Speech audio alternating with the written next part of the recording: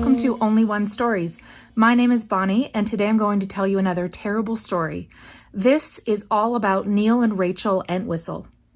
On January 20th, 2006, Neil came home to his house, and he went upstairs to his bedroom, and there he found his wife laying on the bed with their little baby.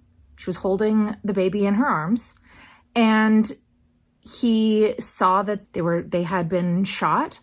So do you think he called the police? Did he make sure that they were still breathing, that they were alive? Did he do anything that a normal, decent human would do? Of course not. He covered them up with all the blankets so that it looked like just a messy, unmade bed. And then he proceeded to flee the country.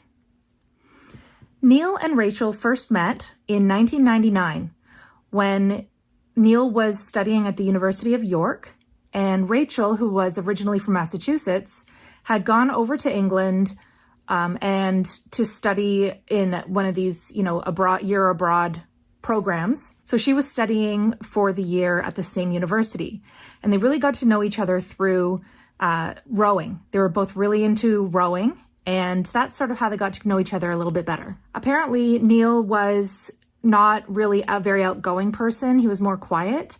And Rachel was really bubbly and outgoing and really kind of an energetic personality. Rachel began a career as a teacher, and Neil was working as a computer engineer person for IBM and defense technology. And in August of 2003, they got married. In April 2005, they had a little baby girl named Lillian Rose. And that prompted them to want to move back to the United States. So a few months later, they actually moved their family back to the United States so that they could be closer to Rachel's family. They spent some time with Rachel's family living in their home before they went on to rent a house of their own. So they moved with their baby to Hopkinton, which is sort of near Boston, Massachusetts. And there they rented quite a nice, kind of expensive home that they rented. So Neil had moved before he actually found a job in Massachusetts. He was an IT expert and this computer programmer, so he thought he would be able to find a job pretty easily, but he actually found it really difficult to find a job. And so they started getting a pretty big debt racked up. He tried to do some sales on eBay, but it came back that he was doing a lot of kind of sketchy things and setting up a bunch of different accounts, getting a lot of negative reviews. And then he tried to do one of these get rich quick schemes. So I'm just looking more into all of these scams, whatever Neil was doing before the murders, once they had moved to Massachusetts. And apparently he not only was selling or trying to sell these get-rich-quick schemes to people on how to be a quick millionaire and all these kind of things, he also was buying the products and trying to figure out how to cheat at casinos. I mean, I keep calling him a loser, but what's a better word? So another thing is that Neil had told everybody, including Rachel, that he had money, but it was tied up in these offshore accounts, when in reality he was living off of credit and he was deeply in debt. He, at one point, told his mother-in-law, Priscilla, that he had this new startup company that he was working on, and he gave her the business card. The business card was literally a folded up piece of paper that was taped together that he had written on ENT, Embedded New Technologies. Real legit. Neil was also using all of his spare time to look for other partners to get with. He visited all kinds of these internet sites like adultfriendfinder.com and escort services and all of these kind of creepy things. He kept saying things like, "I'm looking to meet American women of all ages. I need to confirm what friends have told me that you're much better in bed than the women over the ocean." So he was extremely in debt. I think he was covering up a lot of how in debt they were.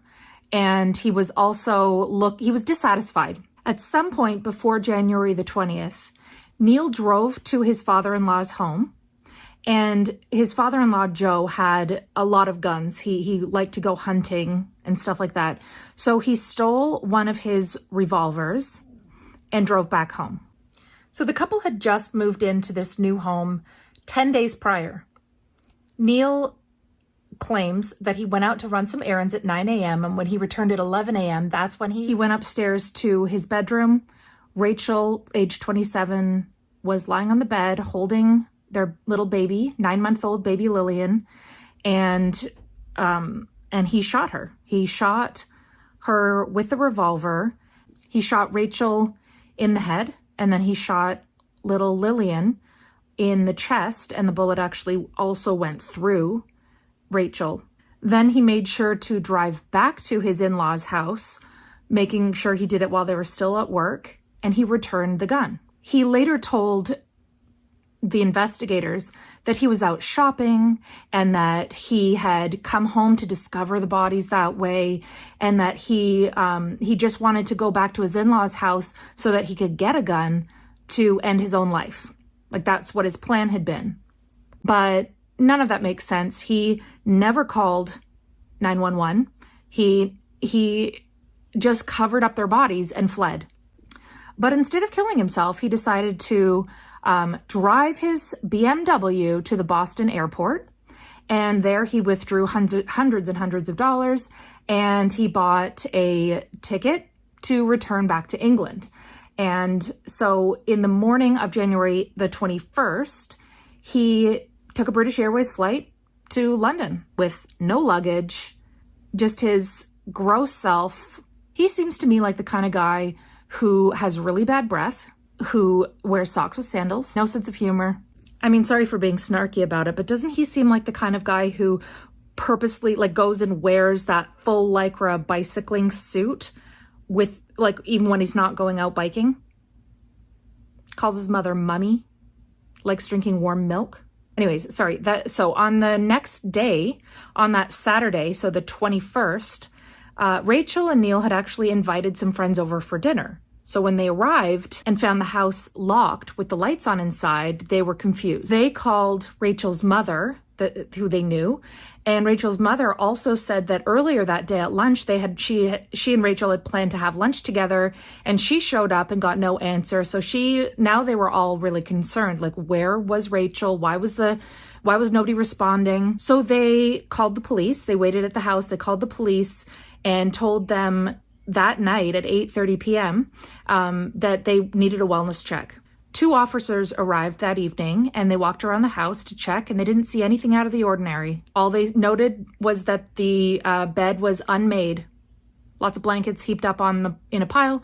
They didn't notice anything. The following day on Sunday, they did another more thorough search of the home, and the sergeant noted a smell that he hadn't noticed the day before. And tragically, he found under the blankets of the bed, he found Rachel and Lillian. Now, at that point, Neil was considered just a missing person. They didn't know where he had gone. They were worried that he might have been injured, hurt, maybe killed as well, because they hadn't pieced together the story yet.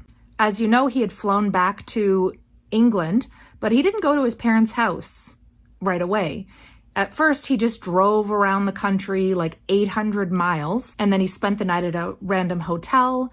And then finally, after 36 hours of being in England, after he returned, at that point, he went to his parents' house. His explanation, lie to his parents, was that he had gone home and found Rachel and Lillian dead, and that he was convinced that it was Rachel who had done it. It was a murder-suicide that she had done. And so that's why he panicked and left them, and he was so distraught. And he had this big, long, recorded conversation, which I've heard, and it's fascinating, with the police from England. The Massachusetts state trooper, this guy called Neil to find out what on earth was going on. Neil continued this story that he had come home and he had found Rachel and the baby, dead, and he panicked, and all he could think of was to cover them up with a blanket and run downstairs to the kitchen where they had all these knives, and he put a knife to his chest and he just couldn't bring himself to do it. And so he worried about how much it would hurt if he did it. Poor guy. So he just panicked and didn't call 911.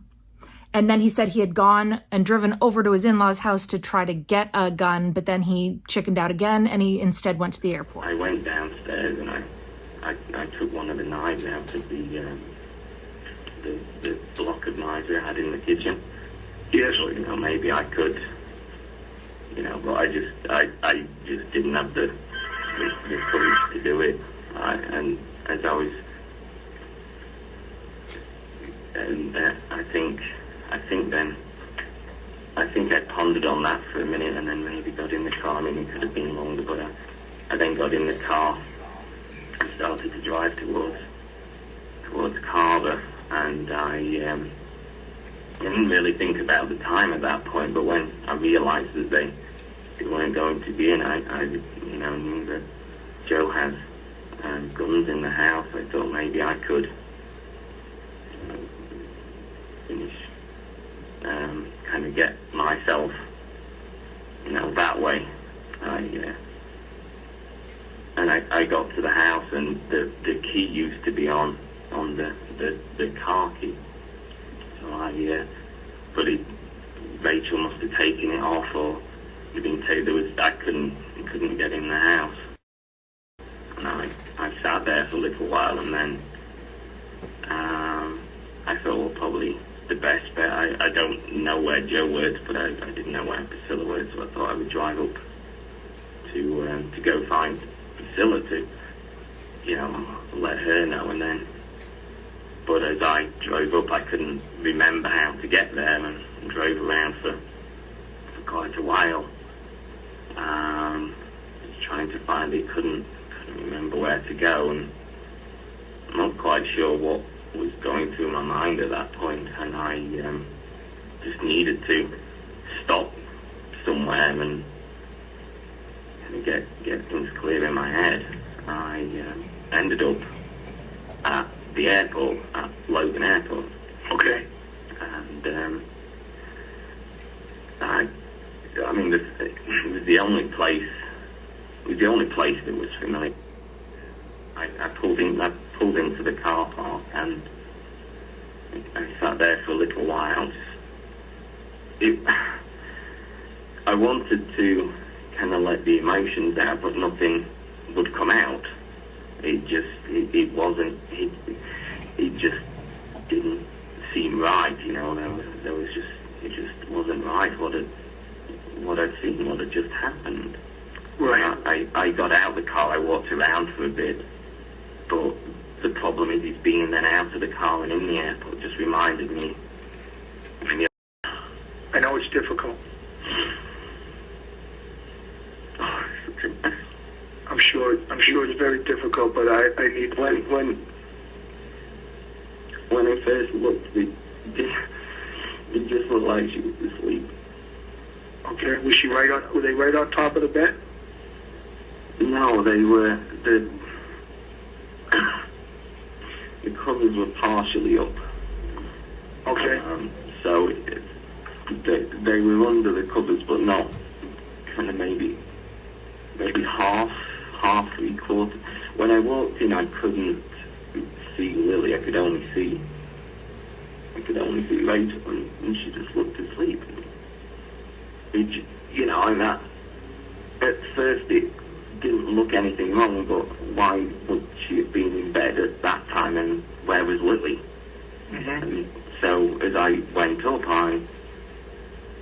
the first thing I noticed was just her colour. She was pale, and then as I got closer, I could see the blood, and that's when I saw Lily's the top half of the face was out, and I pulled the covers back. And also weird, on February 1st, they had a funeral for Rachel and Lillian, and there were over 500 people who attended this service. But Neil was not one of them. And nobody mentioned him during the service. It was like he didn't exist. And finally, a week after the funeral, they issued a warrant for his arrest. Back in England, Neil was kind of enjoying his life. He was going out with some friends from university for dinner. He went to the movies. He was just doing his thing. So when he found out that the police were going to be looking for him to arrest him, he boarded a train, whatever, and he was carrying this blue bag containing a notebook which detailed how he was planning on selling his story to the highest bidder. And in this notebook, it looked like he had started to write the first chapter of his memoir, or whatever you want to call it. So then he ended up flying back to the United States on February the 15th. And then he was held without bail until his trial.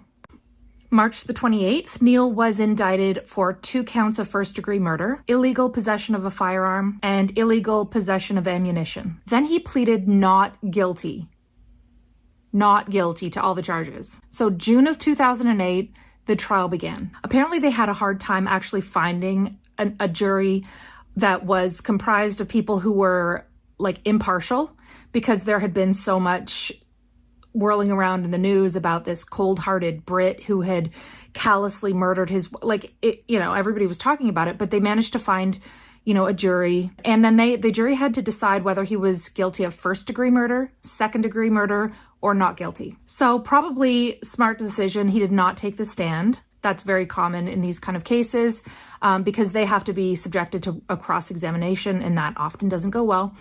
But his lawyers argued that it was Rachel who killed Lillian and then herself. And, that she was just in this big fit of depression. And then, he had removed the gun because he wanted to protect her good name. He didn't want his wife to be dishonored. So he was doing it as a favor. He wanted to cover up the fact that she had done this. But the prosecution said, no, this jerk, I'm sure they didn't call him that, but this loser, Neil Entwistle, was this liar who really liked to make himself seem richer and more successful than he really was. He had told everybody he had bought the house when he was really renting it. He told everybody he had just bought this brand new car, which he was leasing. He said that he had hundreds of thousands of dollars in all of these IT contracts when he was really just unemployed and looking on the internet for escorts. And there was so much forensic evidence to show that it was Neil who had done the killings. And it was really heartbreaking. In the trial, they held up little baby Lillian's baby clothes with the blood and the gun hole, the bullet hole. And, it really made it real what an evil person this guy was. To do this to his own little baby girl and his wife because he was in debt. Maybe it was because he had dug such a big hole with all of these lies, and he knew he had no way out. And so I don't understand the psychology of people who do this. If really just divorce your wife and go back to England and start over if you want. I don't get it, because I'm not evil like these people. But anyways, so the jury found him guilty of 2 counts of first-degree murder and illegally possessing the firearm and the ammunition. And then he was sentenced to life in prison with no possibility of parole. And one more thing to just show how much of a loser he is. While in prison, he tried to join a white supremacist group. So he shaved his head right down to the scalp in an attempt to join this white supremacist group that promised that they would give him security because he was really in danger. They had to keep him away from the rest of the population in the prison for a long time. And so gang leaders said it was actually just a prank that they had pulled on him, and he actually did go through. It's not funny. It's terrible. But again, it just shows how much of a loser he is. So this white supremacist gang leader said, oh, that's a really nice gesture that you shaved your head to show how loyal you were.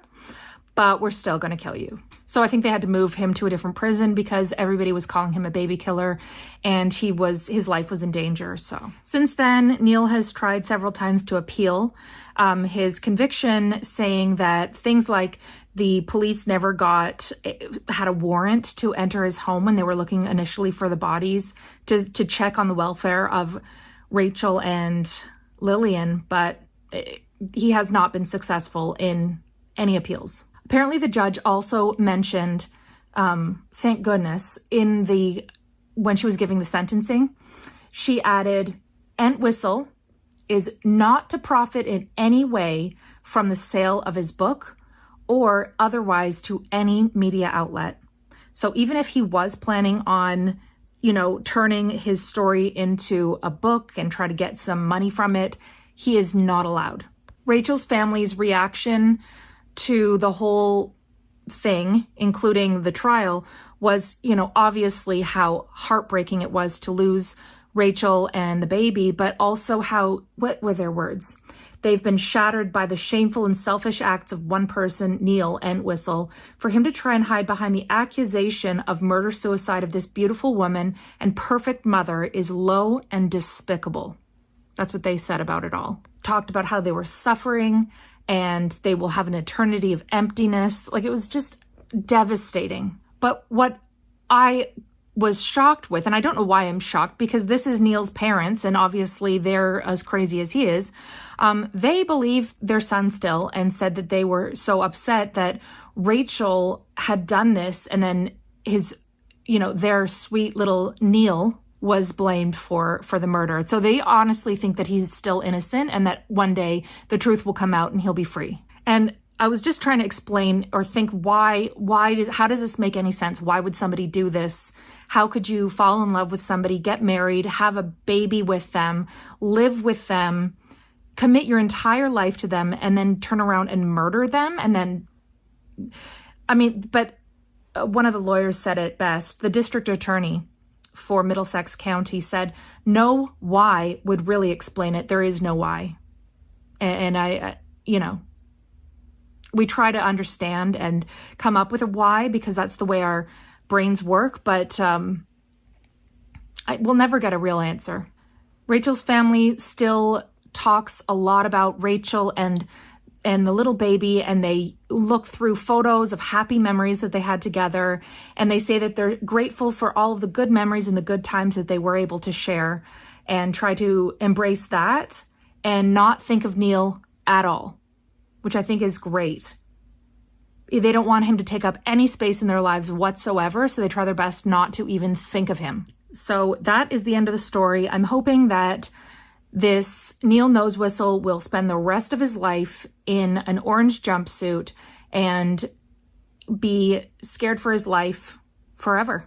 And I hope he is never happy. Let me know your thoughts in the comments below. This story is just awful. And I don't understand it, and that's why it's so fascinating to me. So please give me a thumbs up and subscribe. I will be back very soon with another interesting, wild true crime story.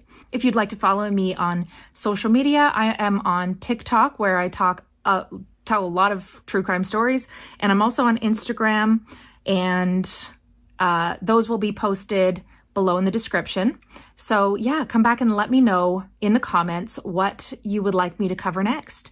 Thank you so much to everybody who's been supportive of my brand new channel. I just got to 400 subs, and that's very, very big deal for me. Yeah, I'll see you next time.